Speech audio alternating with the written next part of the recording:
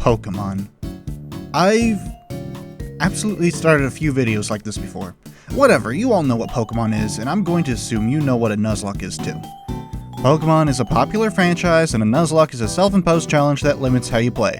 If your Pokemon die in the game, they die in real life.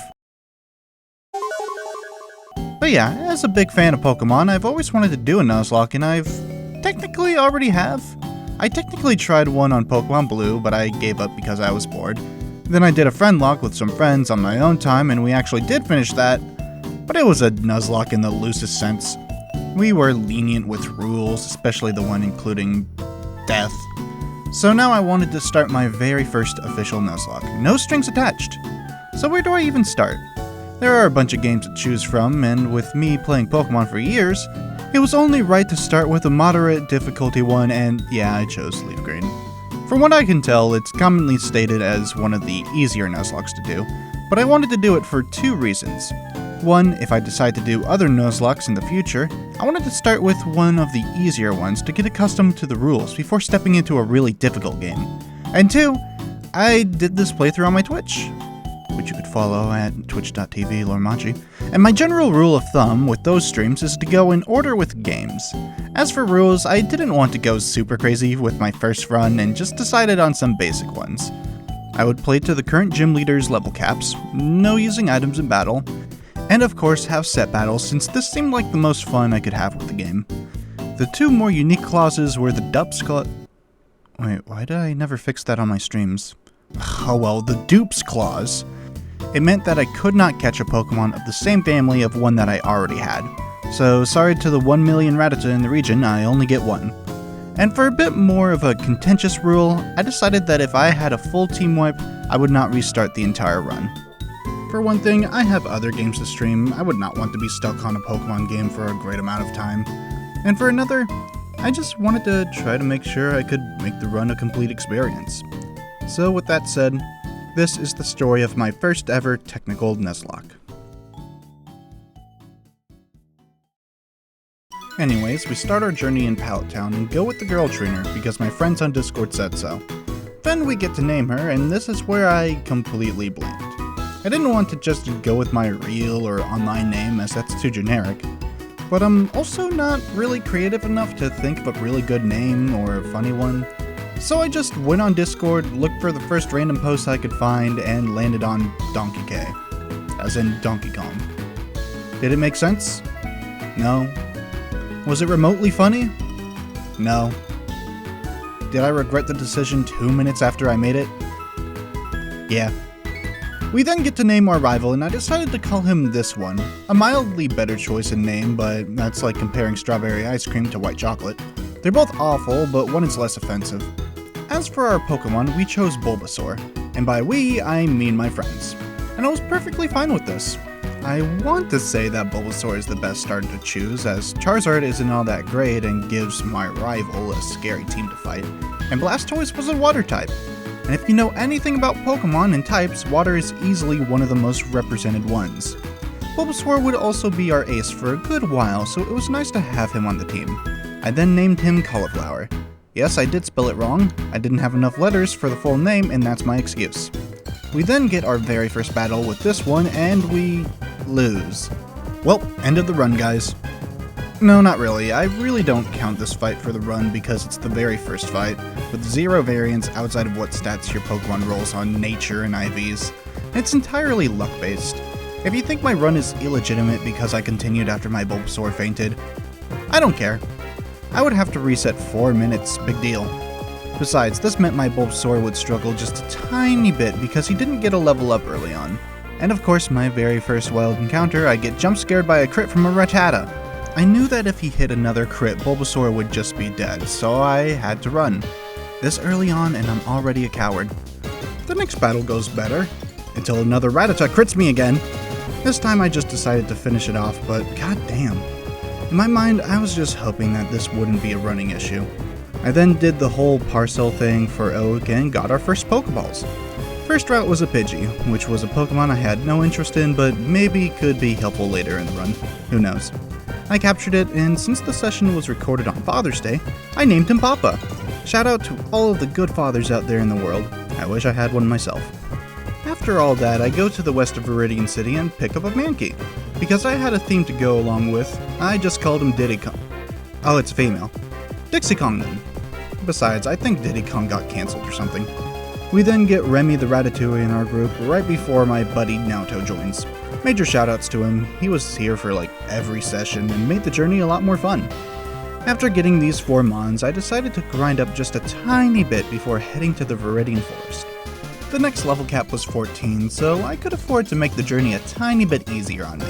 I grinded a little bit and then went into the Viridian Forest, and picked up a Weedle. Not the worst encounter, but Beedrill is only helpful for early game. Either way, we called it Weed 420 because comedy. Outside of a close call with our Weedle, the only really notable thing about Viridian Forest was that I had an existential crisis where I forgot Viridian City was the city we were just in and that it had a gym leader later in the game. If you want context, too bad. After making our way through, I decided to fight the optional rival fight to get a little bit more experience for Brock. And since his flying type does not have Gust and his fire type does not have Ember, we were able to just securely hit them with Leech Seed and win that way. I brought Bulbasaur to the Brock fight. Of course I'm winning. So yeah, things were going well for us. But little did I know, I would fight the most dangerous enemy in the game. So usually from what I can tell, Nuzlockers don't tend to fight every trainer for 2 reasons. 1, they can grind anytime they need to so they don't have to worry about experience. And 2, they can be surprisingly dangerous if you don't know what you're getting into. I didn't know it at the time, but the moment I stepped off this ledge, it was the end for me. See, this trainer Calvin here has a level 14 Spearow, an easy opponent in most situations. Not right after the first gym with 3 Pokemon that are weak to it, and the other 2 aren't leveled. Peck can be pretty devastating, and I saw a lot more use out of the Pokemon I had leveled up than the ones I didn't, so sadly we had to sacrifice Remy Ratatouille to get a Leech Seed off. However, the Spearow also decided to use Leer on Cauliflower. I knew I didn't want to risk losing Bulbasaur this early on, so to be safe, I switched over to Papa. Nah, my Papa was dead to me. Wouldn't be the first time. With their sacrifice, Cauliflower was able to dispose of the threat. Oh, and we have our Beedrill now, who would be a great Pokemon to have at this point. Now for the Mon on this route, I was looking forward to a Nidoran male, which I didn't know at the time was a 1% encounter. Instead, we got a Nidoran female, which thankfully was not a Jigglypuff, so I just called her not as bad. I decided to utilize some tech with Pokemon levels in Mount Moon to try to get a better chance at a Clefairy, since they are a pretty decent Pokemon. Instead, we got a Paris, which, hey, at least it helps out with capturing Pokemon. I named it Dead, because it dies. I then used the rest of the first session to get partway through Mount Moon. Overall, the first day was pretty great outside of the 2 deaths we got. I'm feeling good about all of this. Here's hoping it doesn't blow up in my face.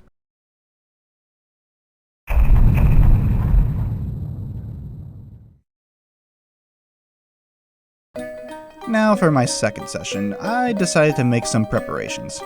Those preparations was to get just a few rare candies. Just a few, to help leveling from here on out.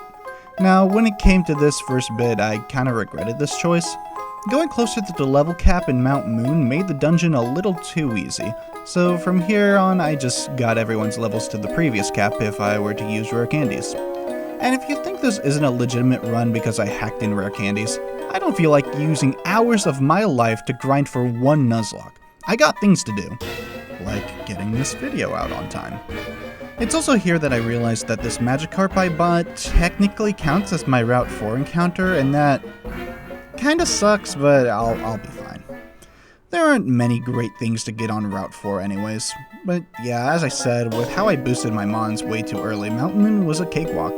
Now on to the second gym with Misty. I had my Ivysaur. Misty loses. That's it. Well, I did have a Gyarados at this point too, and he put in some work, but yeah, it just wasn't that hard. Anyways, now on to the next rival fight, and this one is piss easy too, because I fought Misty first. Trust me, we'll have some more interesting fights later. Either way, we continue on to Route 24, where we find an Abra! A great catch if I could— and it's gone. Yeah, it's kinda sad, we can't really help that sort of thing. Until a good chat member, Tinnis, reminded me that Ivysaur has Sleep Powder, and that I could have used it on an Abra. So I went ahead and went into the grass into Route 25, found an Abra, put it to sleep, and caught it. Named it Tinnis to commemorate this, and Kadabra would become one of the mons I wanted to favor. See, I was already thinking ahead on the Elite Four, and if I could keep Kadabra until then, he could sweep Bruno's team and be beneficial on the team as a whole. So yeah, he's the first mon I will be giving explicit favoritism to. I gave him Thief so that he could counter those pesky ghost types as well. What's that? The only ghost types in this gen also have poison as a type? What the hell is the point of Psychic being weak to Ghost? Whatever. We all know that Gen 1 and its remake aren't the most polished games in the series. For now, let's continue onwards. On the next two routes we pick up Pelvic the Bellsprout, if you know, and Get Paid the Meowth. I'm not going to use these two, but they can be sacrifices if they need to be. Oh yeah, and I completely forgot to mention that I evolved my Nidorina, so a lot of these mid-game fights are gonna be a cakewalk. Oh yeah, and we're fighting the scary Butterfree trainer because I'm trying to take out all of these trainers on the way. Now thankfully this Butterfree isn't that scary offensively, but it deals in all of the status effects. So if I get unlucky, this thing can completely take me out. Thankfully, I only just so happen to have bad luck in getting my Ivysaur parafused for about 5 turns before I can finally go on the offensive and take it out. But otherwise, not all that bad. I then pick up Sandshrew and name it after my pal Naoto. Of course I go on to never use it, but I like Sandshrew so he can stay. Then we pick up a guaranteed Diglett and I go on to name it Not PC because damn do I hate saying its name. Having this many ground types should make the upcoming gym leader a lot easier, but first I needed to get through the SS Anne. Pretty uneventful place outside of yet another battle with our rival. He's persistent, that's for sure. Thankfully the Pidgeotto is no problem thanks to our rock-tombing Nidoqueen. We can utilize Thief with our Kadabra against his Kadabra. Our Kadabra has Reflect so that Mankey can get switched in safely, and Gyarados solos his Charmeleon. Still isn't that bad so far. Now as for Lieutenant Surge, well, he wasn't that bad either. Having a full team of ground and grass types makes him very easy. Just take care of his Pikachu and Voltorb with Not PC, and then Cauliflower just Leech Seeded the Raichu. Overall, this challenge wasn't very challenging so far, which is expected. I guess vanilla Nuzlocks aren't that in nowadays, since most streamers would rather do super hard ROM hacks, but I'm a loser that avoids that. Besides, it's still very fun to play this way. We then end off our session by getting to Rock Tunnel while getting on the way Spear the Spearow, Boom the Voltorb, and Boom the Geodude. Explosion is the funniest move in the game, and I hope I get to use it at some point. Either way, that was it for Session 2.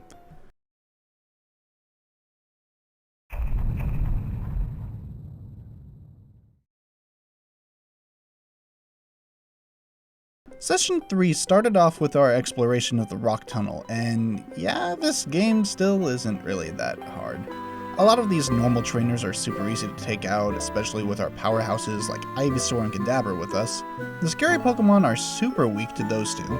I should mention that we run into a move tutor in Rock Tunnel that would let us learn Rock Slide. It's an absolutely amazing move that I wouldn't get much use out of right now, so not wanting to risk losing it, I decide to save it until later, for when I need to utilize it for an important fight.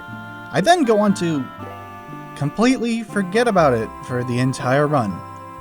So I missed out on Rock Slide because I forgot. Whoops. Either way, the rest of the Rock Tunnel was super easy. Now we can get some mons down south of Lavender Town from fishing, but I actually wanted to save that. I actually have a plan for the rest of my routing, so I decide to skip out on those. I then go out to the route on the left and pick up a Vulpix, my favorite Generation 1 Pokemon. I wanted to use this fella just because I love it so much. And I named it Hot Stuff, based on the other chat member that joined me for this adventure. A high honor for him considering how much I love Ninetales. I then decide to take on the rival fight in the Pokemon Tower, which adds a few more mons from before, like Execute, which was easily taken down by my Beedrill, and Gyarados, who is pretty scary as an enemy, especially since I didn't bring my Voltorb, but Ivysaur's Sleep Powder and Leech Seed made it pretty easy. I mainly did this fight early because I wanted a Ghastly, as having a Hunter would be super solid for this point of the game. But I forgot that I needed the Silph Scope for all of the ghosts and not just the one blocking the highest staircase. Whoops. Again. Now onto Celadon City, which of course gives us our Eevee encounter. Eevee tends to be a really fun encounter to think about in most Pokemon games. Not in this one. You get Vaporeon, which is a great Pokemon, but there are a bunch of other usable water types in this game. Flareon is a Pokemon I love, but is kind of trash in this generation. And then Jolteon. Jolteon is a powerful and fast electric type in a game where you don't get too many of those. So he would be on my permanent team, assuming he survived. Welcome to the team, Raikiri the Jolteon. I also decided to gamble a little bit to get some held items for my lines, specifically charcoal for my Vulpix. Also, funnily enough, the next level cap is level 29, and Vulpix learns Flamethrower at level 29, so I can just have it as a Ninetales for Erica's gym. Oh yeah, Erica. We are able to discern from this playthrough that not only is Erica sexist, as seen in the anime, but she's also transphobic and a massive cheater in the speedrunning community. If you're still asking for context at this point, you're still not getting it. We burn our Pokemon like a bad pot joke and get our 4th badge. Then it's on to the next major battle with Giovanni. Oh yeah, the rest of the game corner was piss easy. However, Giovanni here is actually a little scary. He starts out with an Onix, which is piss easy, even for our Ninetales. God, what an awful Pokemon. Rhyhorn next, so that's an easy counter for our Ivysaur. However, now that it was the final Pokemon, his Kangaskhan, we had to deal with something that we never had to before. A scary, fully evolved Pokemon. I tried to do my Sleep Powder as usual to get the advantage, but I miss and he lands a Tail Whip on me. I determined that it is probably better to try for a Sleep again, until Kangaskhan uses... Oh, well that's fine. Sleep misses again, and... Oh, that's Mega Punch. Yeah, this wasn't my best fight ever. However, after Cauliflower was gone, I... laughed? Oh man, but the 2 misses of Sleep Powder is like super tragic though. My team ace died and I just laughed at it? Well, that's because of 3 things. 1, I kind of put him into the situation in the first place. As we can see with Nidoqueen, I didn't need to risk him at all. For a second thing, it was just funny for content, okay?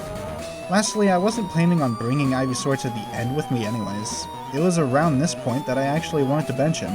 He wouldn't be that useful in the next 3 gyms. I was already planning on utilizing some water types down the line, so gym 8 wouldn't be that bad.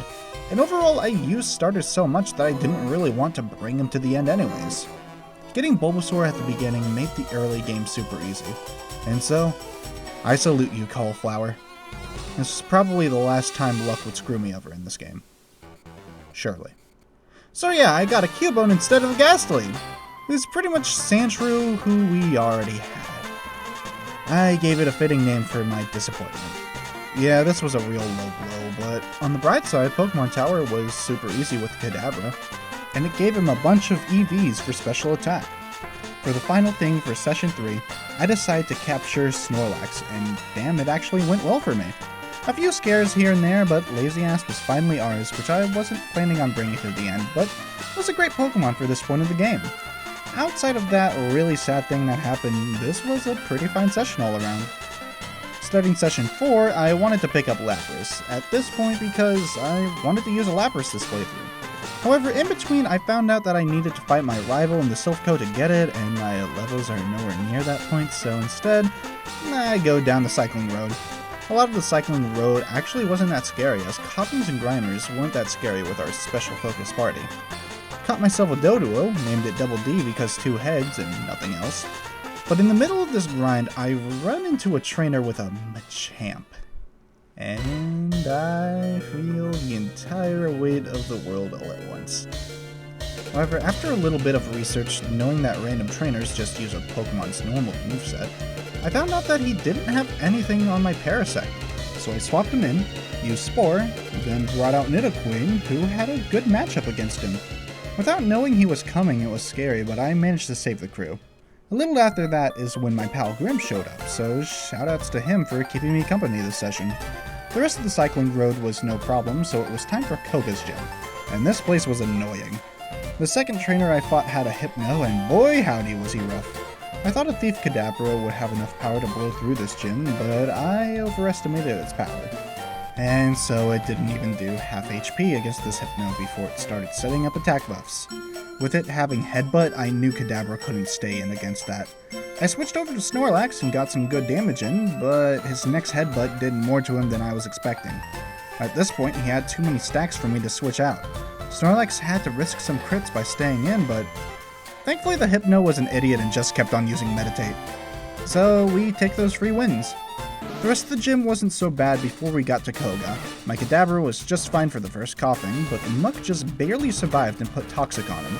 After that, Koga kept on using Hyper Potions on Muck until the point where it got too dangerous to keep Kadabra in. I decided Graveler would be a good switch-in for the coughing, wanting to have him self-destruct, but sadly Rock Blast was enough to take him down, and he got a few smoke screens off, so my dream to explode was dashed. After that, Nidoqueen came in to finish off his wheezing, and the next badge was mine. Finally a gym that posed some threat to me. Next, I went through the Savari Zone, but I made sure not to catch anything while in there. You'll see why. I then catch a Slowpoke in Fuchsia City and call him Little Guy. After all, he's just a little guy. I then take a little trip to the Victory Road gates. Now, I'm not skipping to the end of the game or anything, I'm just here to pick up my next mon. Picked up Goldeen and called it D-Fodder. Then I went to Cerulean to fish up a Poliwag in which I call him Chantspin. Why? Because I misheard whatever my friend said. Then I go back to the bridge routes to pick up a Krabby named Mr. Krabs, because I'm very original.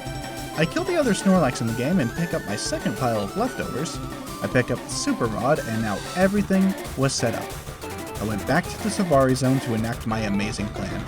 I got every other encounter in the Savari Zone's water, other than Dratini. I did all of this routing to get a Dratini. Dratini would be a monstrous Pokemon to have, being a pseudo-legendary and a Dragon type. It could fill in just about any slot for my Elite Four team, and be a Swiss Army knife of moves. I throw my bait, my Safari Ball, and, well, all of that effort for nothing. Savari Zone is a crapshoot anyways, so it's fine. Dejected, I just go through Silph, which is just a massive grindfest. Seriously, these trainers are rocking level 25s usually, which is just pathetic. It took me a while, but the added EBs are nice. Then we meet up with our rival once more. We start out with a new strat now that I have Jolteon, keep him front to take out Pidgeot. Much to my surprise, he brought out Gyarados next, which is easy peasy. And then out came Execute. Jolteon has a secret weapon though, Pin Missile! Even 4 times effective, and with 5 hits he doesn't take him out and gets paralyzed. Whatever, out goes the Snorlax. He takes him out easily, and then out comes his Alakazam. Alakazam is scary, but he uses Future Sight instead of anything really problematic for us. I can take him out no problem since Alakazam is made of paper. And then, with the use of Rest and Snore strats, which, by the way, I didn't know that Snore could flinch enemies, Charizard is down. Not a bad test run for his champion team, honestly. We get our Lapras after that, and I named him Grim, out of tribute to my buddy who really likes Lapras. Then is our next Giovanni fight. I lead off with Kadabra into his Nidorino, and decide to use Reflect right away. Nidorino can't do much, and that could very well save my ass. And save my ass it did, as the next mon was Nidoqueen, who body slammed me after surviving my Psychic. Another one takes her down, and then out comes his Kangaskhan, which I bring out Primeape for. Finally, a matchup for this Pokemon I was planning on using. Thankfully, it only used Raged on me, so it was very easy to take out. Then I punch the Rhyhorn, and he's done. Easy peasy. No losses for the 4th session, which is awesome, and we got a few more great teammates. Things are looking up for us.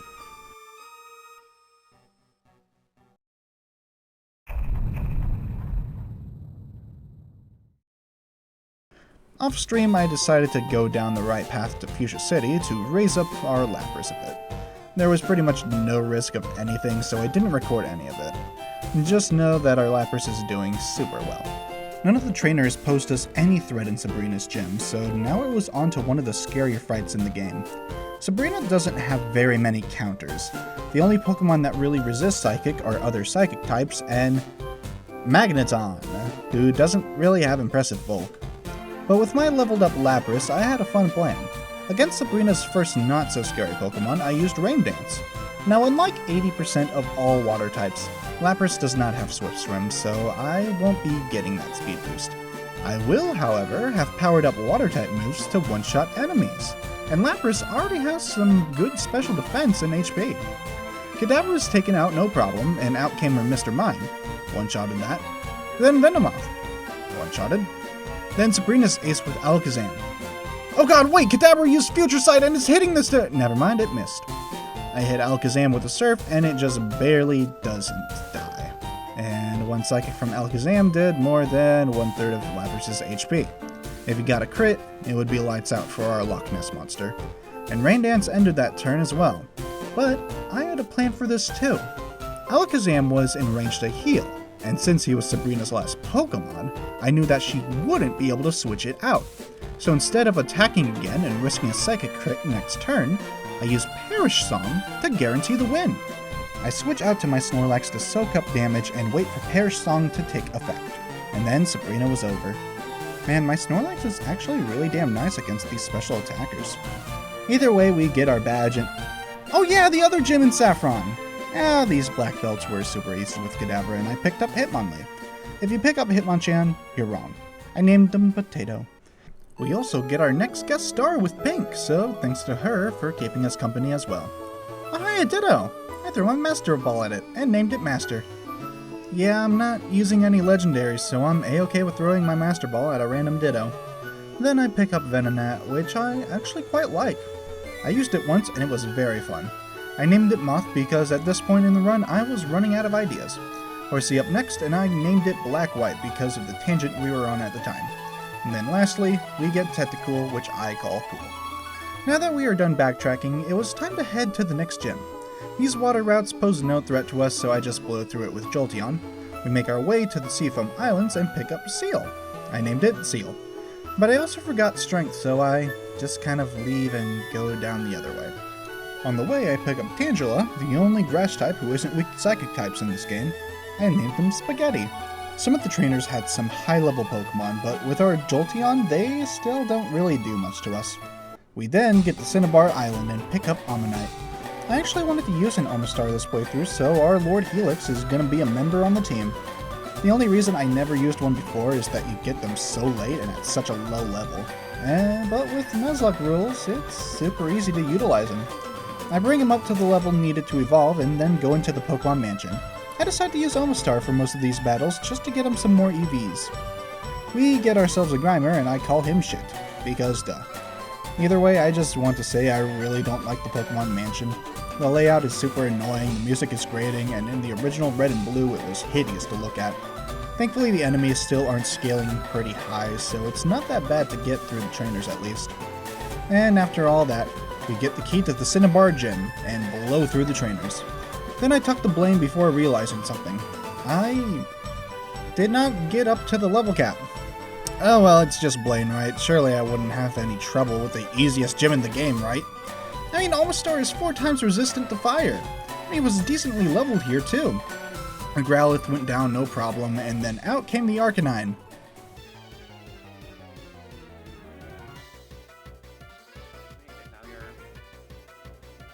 That's annoying. The ones that you're using is not affected. Oh damn. How do you mean? I mean, oh no, I should have brought Paralyze Heal. God damn it. Yes, you should. What does the Rapidash have? What the fuck? You're gonna make me look up the now. What the hell? Are you getting flinched again? 3 flinches in a goddamn row! So yeah, I got hit with 3 flinches in a row, making this Arcanine an actual huge problem. I also forgot to bring in a crew that just counters Blaine, so I wasn't looking so good here. I had to start thinking of good matchups outside of typing since everyone would take neutral or special effective damage against a Fire Blast. I sent out Snorlax since he can tank special attacks pretty damn well. I used Yawn and get hit by a critical Fire Blast. Sending out anyone else at this point would risk their lives just as much as it would risk Snorlax's. And while I had valid sacrifices like Parasect on the team, I just didn't want to say goodbye to my mushroom friend. I kept in Snorlax and prayed that I wouldn't get hit by a second crit. Oh, that was a close one. After the Arcanine was asleep, I sent back out Ammonite and one-shot it with Surf. Nearly one-shot it with Surf. Fortunately, this just meant that he would waste his Hyper Potions while I continued to recover HP from leftovers. And he was in the range to kill anyways, so I just got 2 free hyper potions off of Blaine. Hopefully I didn't have to deal with any more flinches for the rest of the fight, and Blaine's Ponyta and Rapidash were no problem at all. So what did we learn today, kids?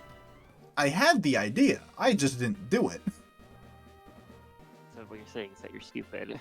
Exactly. Now you get me. I'm stupid. Now we begin the Sevi Isles side quest. Why did I do this when it's completely optional and doesn't give me anything? I'm still dumb. I pick up Staryu, who is an amazing Pokemon that I won't use. He's Patrick, because I'm still not clever or funny. I also pick up a Ponyta that I call Rainbow Dash, because Pony. Again, not clever or funny. At this point, I get completely lost for the rest of the session. It took me like half an hour for me to realize what I had to do, with a scare that I might have soft-locked myself because I didn't get strength. We take care of some bikers, pick up Banana, and end off that session. At this point, there was only one more session, and we only had 3 deaths, 2 of which came from an optional hard trainer and another from me just not caring. Time for the final stretch. Starting the next session, we finish off the Sevi Isles side quest by taking out a Hypno and then finally went back to the main adventure. Oh yeah, and my good friend Coco came in for the final session, so kudos on him as well. Either way, the gym trainers were swiftly dealt with. We had a lengthy discussion on why the blue eradicate theory is stupid and prepare for the final gym leader. He starts off with a Rhyhorn. I mean, okay. My Tangela just uses Mega Drain and takes him down. Sadly, he got paralyzed against Nidoqueen, and so I had to put him back onto the bench. Oh well, he got 1 kill. I send out Kadabra and... damn it. I send in Slowbro and then take out Nidoqueen. Out comes the Doug Trio, and with how tanky Slowbro is, he could take him out no problem. Then I hit Nidoking with a Psychic and take him out immediately. Then out comes Giovanni's ace. Another Rhyhorn? No Rhydon? Dude, how is this your weakest team? This is your final fight! How? Whatever, it's time for the final stretch of the game. Starting with our test run of the champion fight. Getting through this fight without much of an issue will look good for us so long as we don't lose anyone during the Elite Four. Just to go over my final team, Raikiri the Jolteon is our special sweeper, Hot Stuff the Ninetales is our special sweeper, Tennis the Kadabra is our special sweeper, Grim the Lapras is our... okay, I'll stop this joke. Lapras and Omastar will be our tanky water types, and lastly, Lazy Ass the Snorlax is our last slot, since you can never go wrong with a good normal type. Either way, for this rival fight, start with Jolteon of course to take care of Pidgeot, but then comes out another Rhyhorn! Please, for the love of God, evolve your damn Pokemon, dude! Lapras. Execute can be countered with Ninetales, but with it not being evolved, I can just use Ice Beam. Then, Alakazam, which Snorlax can very easily take. Gyarados comes out, but Snorlax is tanky enough to just deal with him. And finally, when Charizard comes out, we bring out the Omastar for full resistance. There's nothing you can do against us at this point. So yeah, that's a good test run of the champion battle. While he isn't at his peak, so long as I don't lose anyone, it should be pretty easy. We then get Victory Road, where we pick up our final Pokemon that we will certainly use, Machop. We called him the finale. Hey, I didn't name him, Naoto did.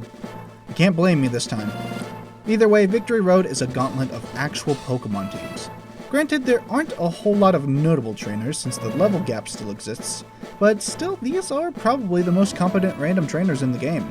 There really isn't any encounter to go over. They send out their Pokemon, I sweep, I get experience. And now the end is in sight. I bring up everyone's levels to the level cap. Well, most of them. I ran out of rare candies and I didn't feel like duping, so Ninetales is gonna be a little underleveled. That's fine. It's time. The Elite Four.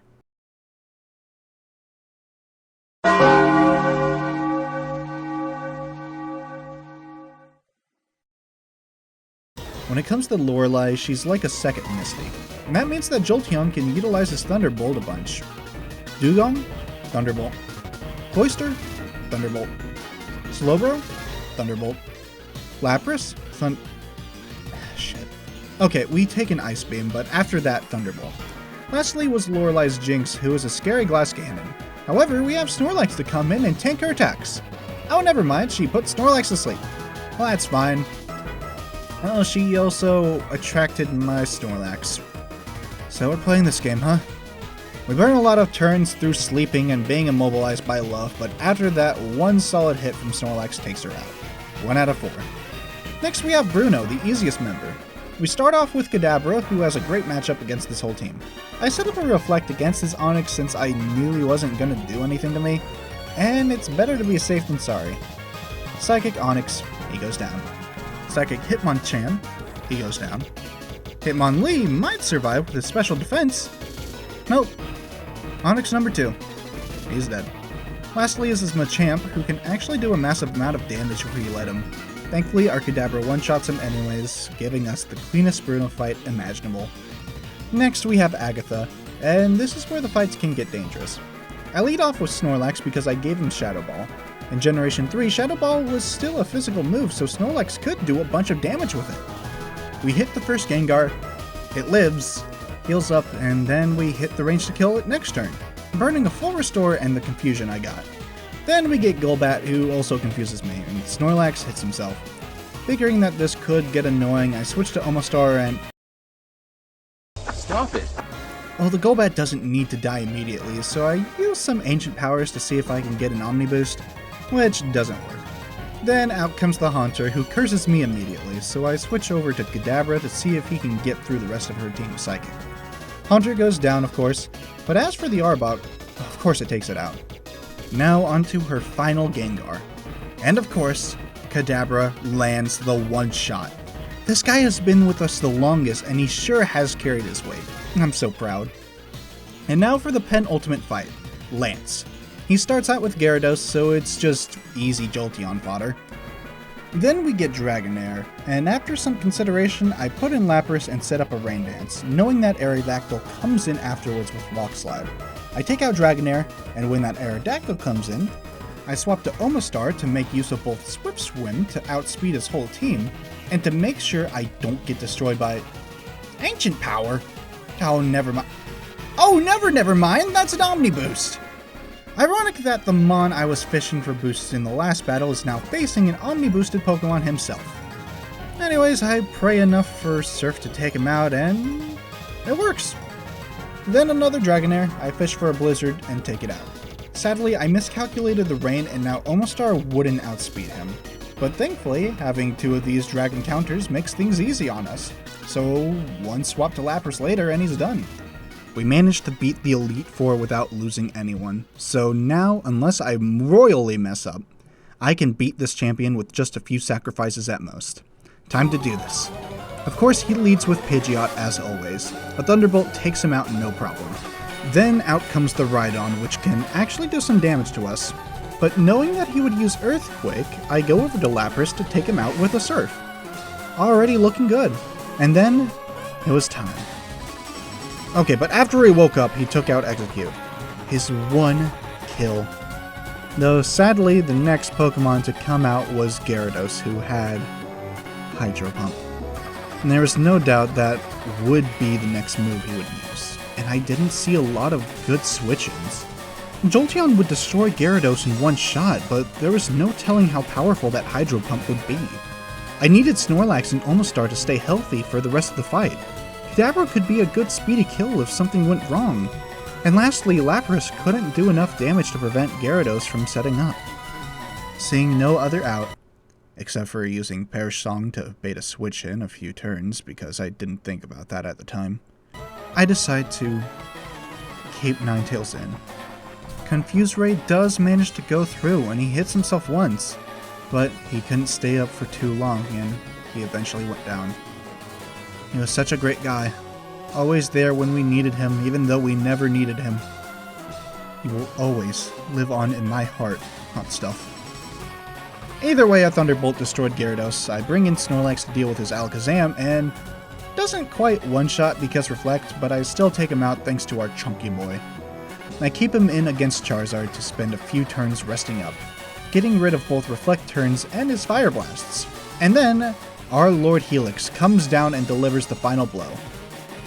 Oh, come on! He hits Charizard and gets his Omni Boost before finally taking him down. And thus ends our Nuzlocke. So yeah, Nuzlockes are super fun. The amount of planning that goes into making teams for major fights is super fun, even if Leafgreen is ultimately a very easy game. I mean, with only 4 losses, 2 of which coming from a fight I had no business fighting, me just not caring anymore about Ivysaur, and Ninetales who I didn't even have to sacrifice in the end. I'm sure that the next time I do a Nuzlocke it won't be too terrible, since going in order I would do Heart Gold and Soul Silver next. But either way, that's a long time from now. Don't expect another Nuzlocke for a while. Not sure exactly what's on the deck next time, but I hope you stay tuned. Thanks for watching.